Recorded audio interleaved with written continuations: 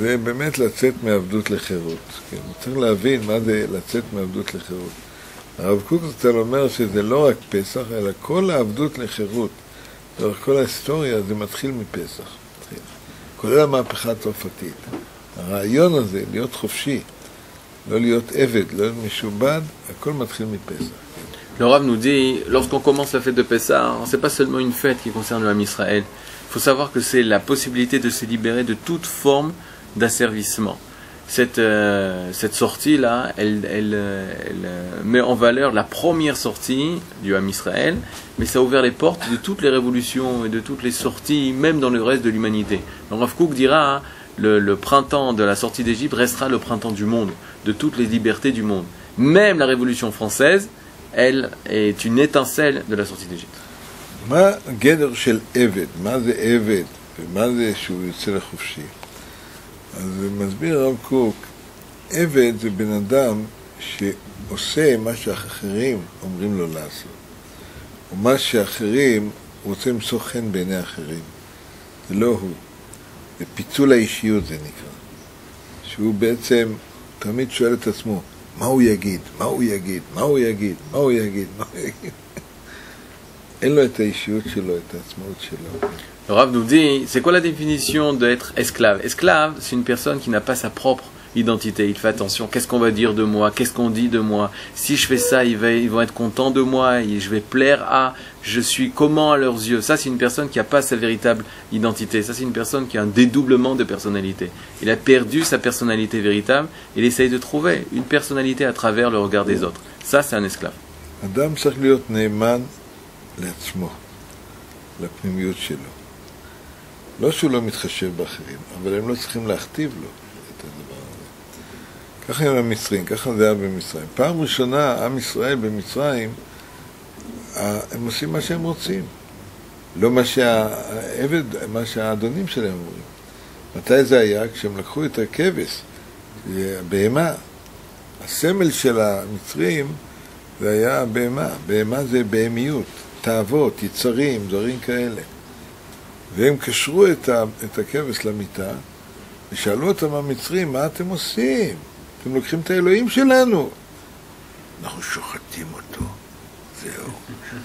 והם לא יכלו להגיד שום דבר. זה השבת הגדול. לא יכולים להגיד שום דבר. זה השתחררו מעבדות. À quel moment on peut dire que la sortie d'Égypte a commencé? Au moment où on a pris l'agneau qui était une des divinités égyptiennes, c'était la Behema. Behema, c'est toute la matérialité, toute la force du matériel, des plaisirs, des désirs et tout ça. On l'a attaché à notre lit et on a dit aux Égyptiens, quand ils nous ont posé la question, mais qu'est-ce que vous allez faire de lui? On a dit, on va faire la shrita, on va le tuer, c'est-à-dire on va l'assassiner, on va lui enlever toute sa force bestiale qui est en lui. Alors ils ont compris qu'on commençait cette sortie-là, cette sortie de tout cet esclavage. אותו דבר דרך אגב בחיי הפרט. יש גיל של ילדים שכל מה שההורים אומרים, נכון, יסמן, הכל מקבלים. פתאום מגיע לגיל הנעורים, הוא אומר, לא, אני עושה מה שאני רוצה. אתם לא תגידו לי מה לעשות. גיל הנעורים. הוא רוצה להיות חופשי. הוא צודק הילד הזה? הוא צודק. הוא לא רוצה להיות תלותי, הוא לא רוצה להיות תלוי בהורים שלו. הוא רוצה לעשות מה שהוא חושב. הוא יוצא מעבדות לחירות. וגם כן, אותו רעיון. לא להיות תלוי במישהו. אתה בעצמך. אלא מה יש סכנה כאן? מדוע? כי בגיל, בנעורים, אם אתה אומר, מה נעשים מה שאני רוצה, אתה יכול לעשות גם שטויות. זו סכנה גדולה, גיל הנעורים, נער מעל עצמו. זה נכון שיש ערך עליון לחירות, לחופש, לבחירה חופשית.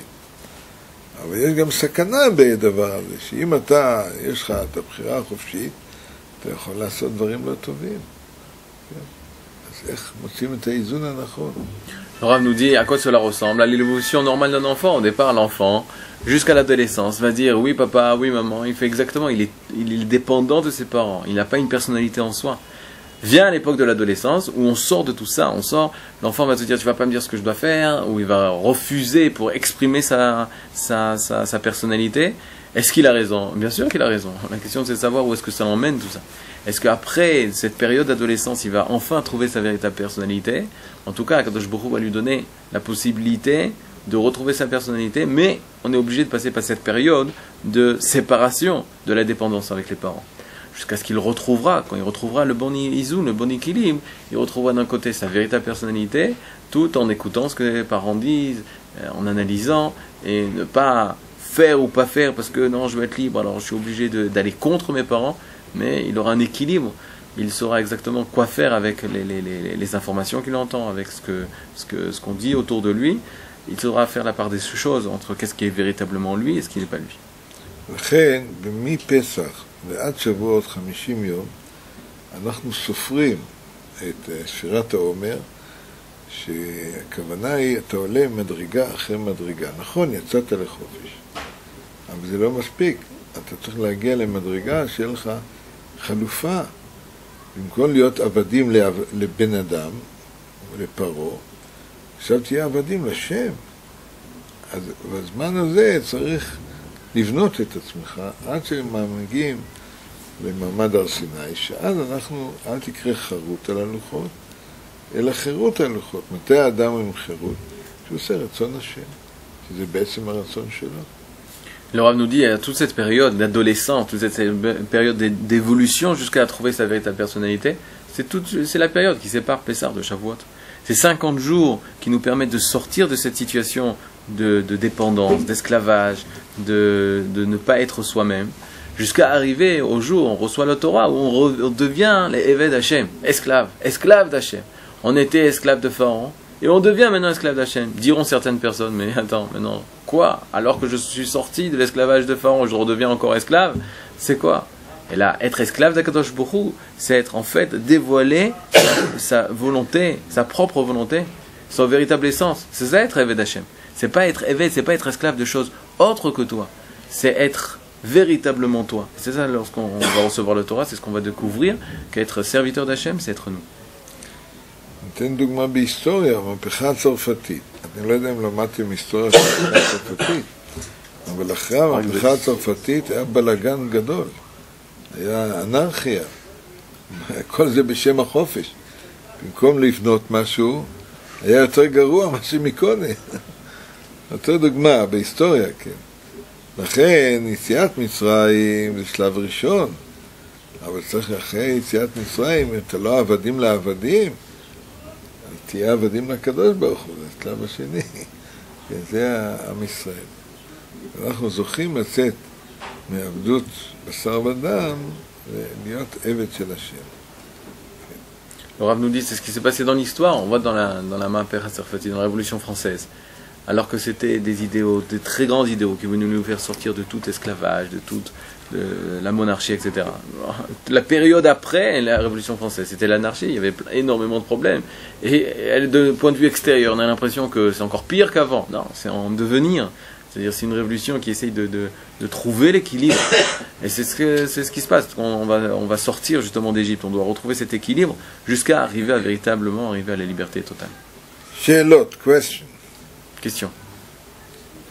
Non. אתם רוצים לצאת מעבדות לחירות? Vous voulez sortir d'Égypte, l'esclavage. הנה, הוא האדון. הרב פרטוש הוא האדון. אתם עבדים שלו. Vous devez sortir. לכן, מחר כולם בורחים. כולם בורחים לנו. אתם יורדים לצרפת? כן. אוי, מסכנים. אין דבר, זה יהיה ירידה לצורך עלייה. אמן. C'est une descente. תביאו את הרוח של ארץ ישראל. Emmenez l'esprit d'Eretz Israël là-bas. לבית. lumière. רוח של מחנה. יהיה לכם חופשה נעימה. תודה רבה. Bonnes vacances, bon repos, bonne fête.